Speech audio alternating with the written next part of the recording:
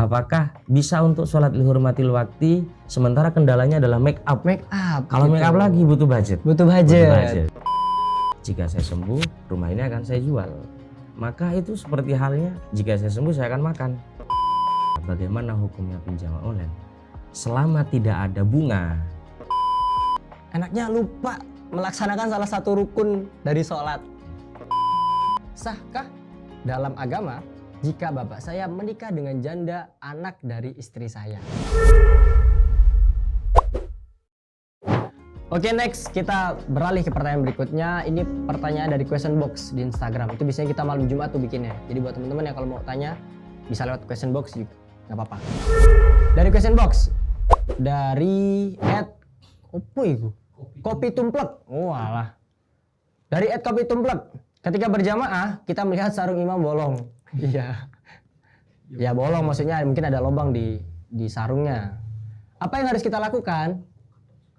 Melihat sarung imam bolong, Pak. Gitu. Tentu Pasti yang harus berjamaah. dilakukan berkaitan dengan sholatnya ya. Sholatnya pastinya bukan imam bolong gitu. Oke. Yang harus dilakukan oleh makmum ketika melihat salah satu dari pakaian imamnya bolong. Yang bolong itu tentu kan yang berkaitan di antara yang berada di auratnya. Aurat ya. pasti. Aurat seorang laki-laki itu kan mabena surah warubah, anggota tubuh yang ada di antara pusar dan lutut. Jika bolongnya itu berada di area itu, maka yang dilakukan oleh makmum itu caranya solusinya adalah mufarokoh. Mufarokoh itu artinya niat untuk melepas diri dari mengikuti imam. Tidak lagi menjadi makmum, tapi menjadi sholat munfarid, menjadi sholat yang orang yang sholat sendirian. Itu kenapa dilakukan?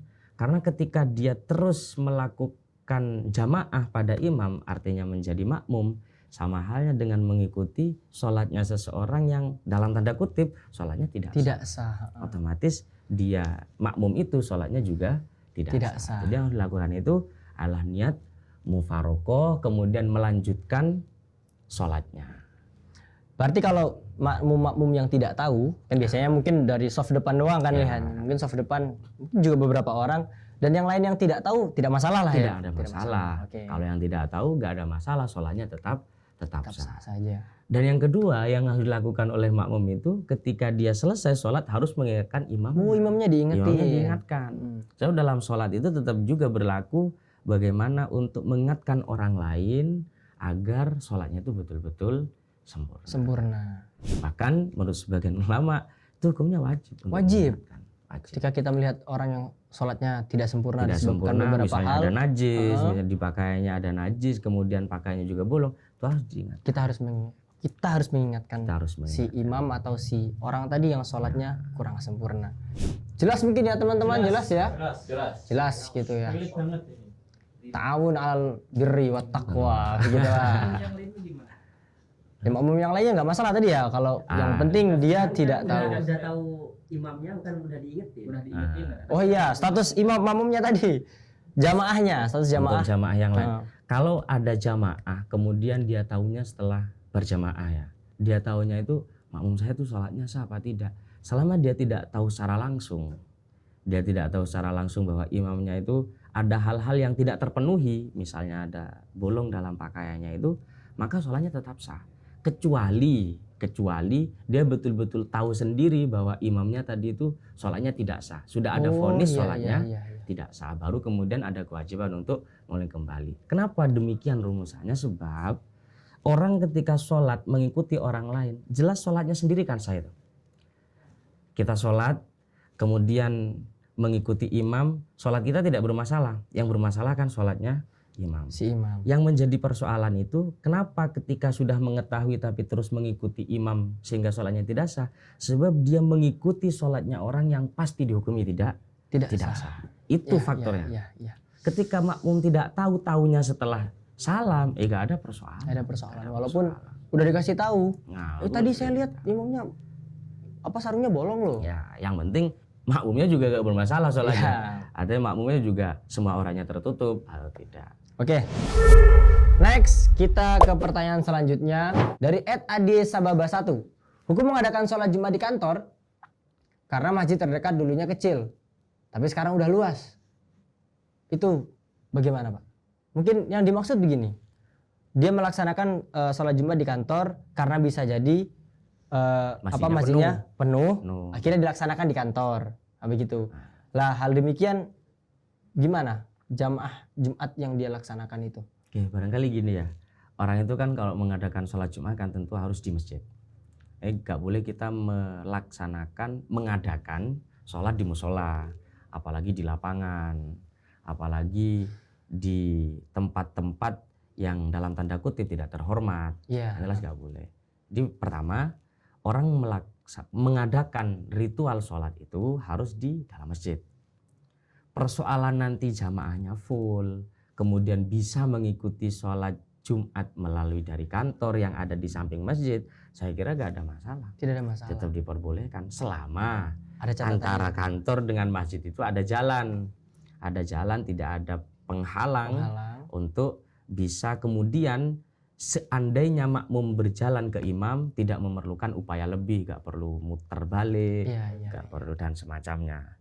Tentu kan dalam persoalan ini ketika lokasi antara masjid dengan lokasi dia sholat itu terlalu jauh, maka perlu yang namanya robit nanti sebagai penghubung antara dia dengan jamaah yang ada di depannya.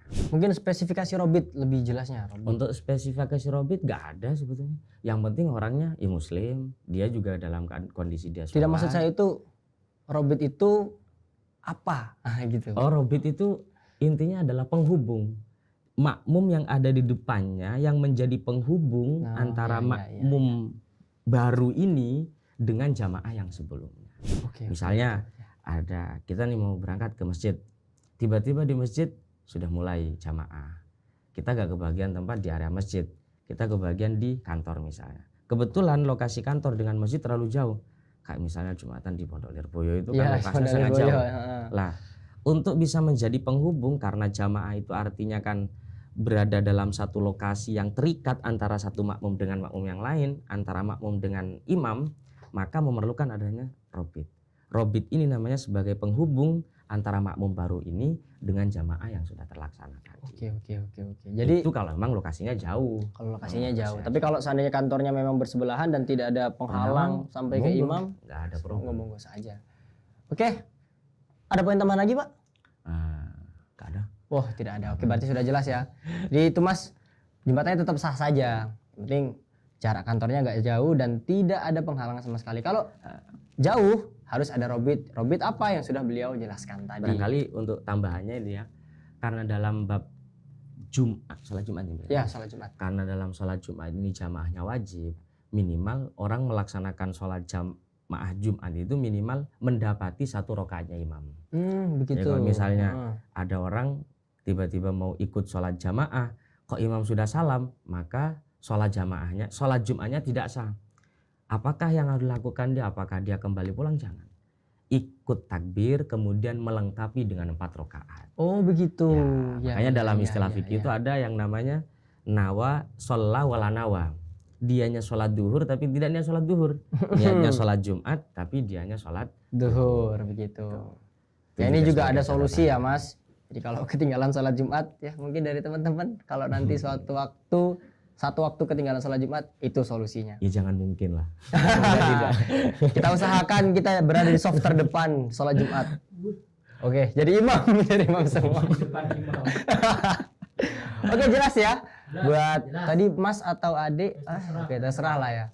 Oke, kita lanjut lagi di pertanyaan berikutnya. Ini berarti pertanyaan ketiga di question box Instagram. Dari @tesalisa_248. Pertanyaannya, Kak, iya, apa hukumnya uang yang dihasilkan dari aplikasi TikTok? Oke, semoga dijawab. Oke, siap kami jawab. Silakan, uang dari TikTok. Uang yang dihasilkan dari TikTok. Sebenarnya kan banyak kejelasan ya yang perlu disampaikan itu. Pertama, ada model orang itu mendapatkan uang dari TikTok itu melalui pengiklanan.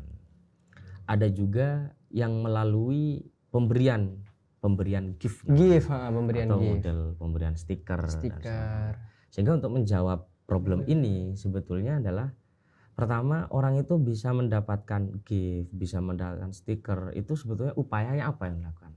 Kalau dalam informasi yang saya dapat ketika membaca-baca di beberapa website itu, ternyata orang itu bisa mendapatkan gift itu dengan cara membeli.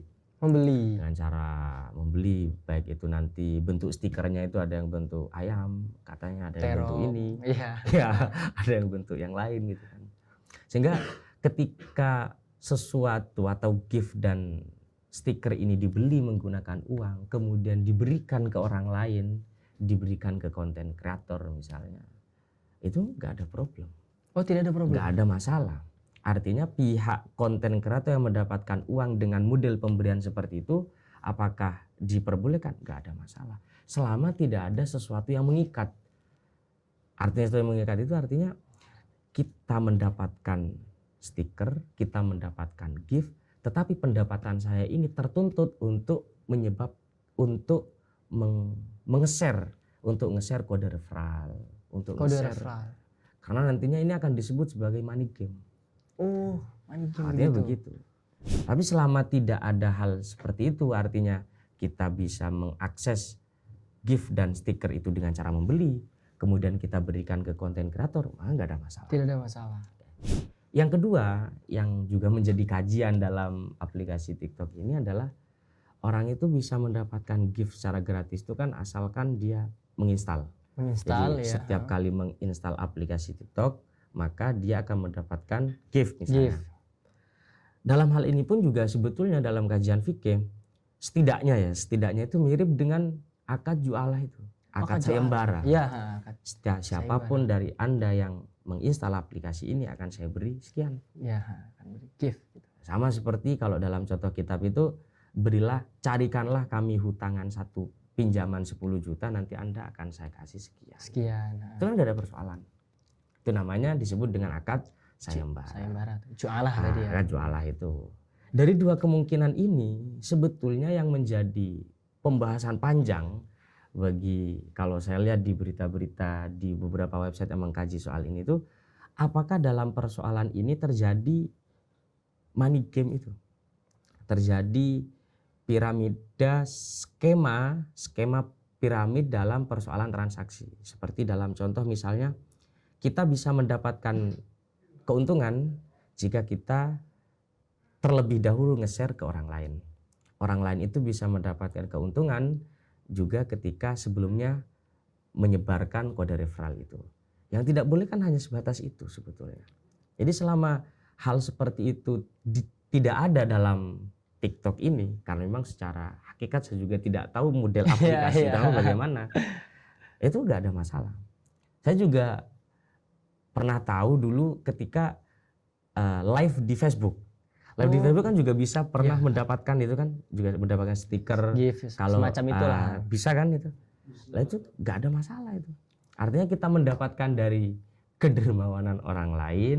Cuma-cuma lah begitu ya. Cuma-cuma, nggak ada hal yang terikat sehingga itu dianggap sebagai money game atau skema piramid dalam sebuah transaksi.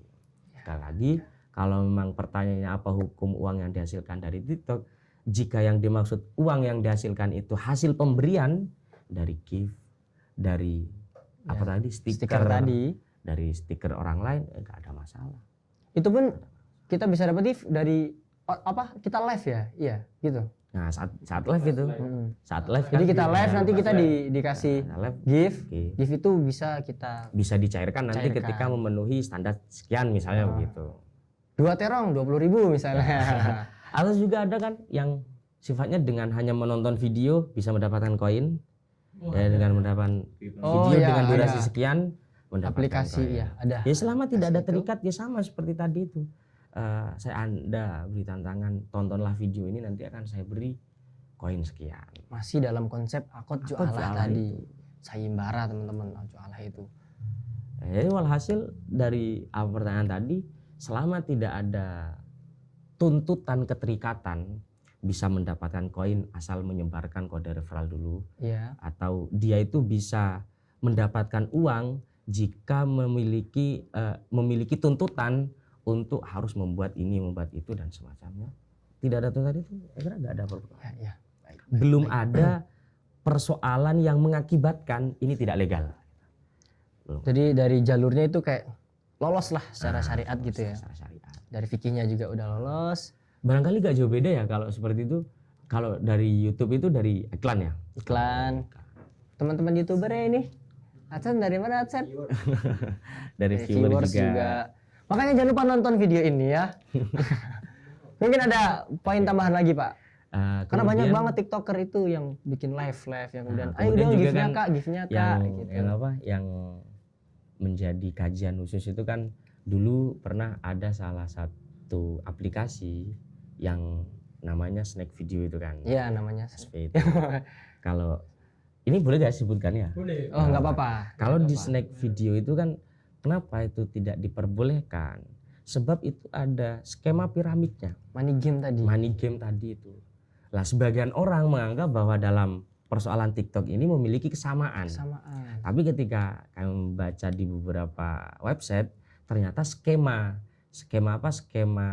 pendapatan uangnya bisa dengan cara pemberian gift dan stiker dari orang lain untuk konten kreator ini, orang yang memiliki konten kreator ini. Lah ini kalau saya rasa ini persis dengan ketika ada orang ngegame live di Facebook, kemudian ada orang ngirim stiker, ngirim gift, itu kan giftnya bisa didapatkan dengan uangnya sendiri, kemudian dia hadiahkan ke orang lain. Kayak cuma reward buat kita sebagai konten kreator gitu. Sebagai tanda terima kasih karena Anda sudah menghibur. Udah menghibur. Oke. Ya. Jadi tidak apa-apa Pak ya. Dilihat dari prakteknya ternyata mendapatkan uang dari TikTok itu seperti itu, dari gift ya yang seperti tadi lah. Buat Mbak Tessa jelas nggih. Jadi jangan ragu untuk live di TikTok, semoga banyak yang ngasih gift gitu. Nah, pesannya juga semoga konten-kontennya itu positif. Nah iya, semoga konten jadi nggak cuma nge-live sembarangan gitu kan. Jadi kita mendapatkan uang sambil berkah. Dakwah gitu kan. Bali wa ani walau ayah. Gitulah contohnya sebagai contoh, dan juga masih banyak lagi. Ini kira-kira Lim TikTokan nggak nih? Ya TikToknya Lim ada, teman-teman follow di @limofficial Lim Production ya. Lim Production itu kontennya insya Allah mendidik dan sangat edukatif sekali. Karena malah jadi promote ya, tidak apa-apa. Oke, kita lanjut ke pertanyaan berikutnya dan menjadi pertanyaan terakhir di question box dan juga di segmen Q&A kita kali ini. Pertanyaan datang dari @yugane_dedi. @yugane_dedi. Ketika seseorang hadas kecil maupun hadas besar memegang atau membawa Al-Quran terjemah itu hukumnya gimana? Ya ada orang dalam posisi hadas bawa Al-Quran tapi terjemah Pak. Ya. Bagaimana? Kalau baca di kitabnya Syekh Nawawi Banten itu, Nihayatul Zain itu, Tarjamatul Mushaf atau terjemah Quran sebagaimana terjemah yang ada di lingkungan kita sehari-hari itu hukumnya sama dengan mushaf, sama dengan Al-Quran, sehingga tidak boleh untuk dipegang. Terjemah walaupun terjemah dihukumi sama seperti mushaf pada. Artinya untuk terjemah mushaf ini berbeda dengan tafsir. Kalau tafsir kan nggak masalah, hanya makruh. Ada orang kemudian tidak punya wudu pegang mushaf, tafsir, hukumnya hanya sebatas makruh. Kenapa? Karena tafsir itu sudah tidak lagi dihukumi mushaf. Makanya kan kalau dalam pembahasan tafsir itu, jika tafsirnya lebih banyak dari mushafnya, dari Al-Qur'annya, dari teks Al-Qur'annya, maka tidak dihukumi Al-Qur'an. Tapi khusus untuk yang terjemah, kalau dalam kitab netizen itu kayak kita maknani gandul itu. Kita maknai Quran dengan makna gandul itu kan ada tafsirnya sebenarnya. Iya sama ya bentuknya. Sama sebetulnya. Nah itu itu masih tetap fi hukmil mushaf. Jadi kalau kita bawa terjemah itu tetap nggak boleh, tapi kalau kita bawa sawi, bawa apa lagi itu? Ibnu Katsir, Jalalain, Ibnu Katsir, Baidawi dan tafsir-tafsir yang lain, tidak masalah. Sesuai keterangan yang sudah Bapak Ustadz Mujib Ambidin tadi sampaikan. Oke, jadi buat Yugane_dedi, jelas ya. Jadi kalau Anda hadas, gak usah bawa Al-Quran, apapun bentuknya.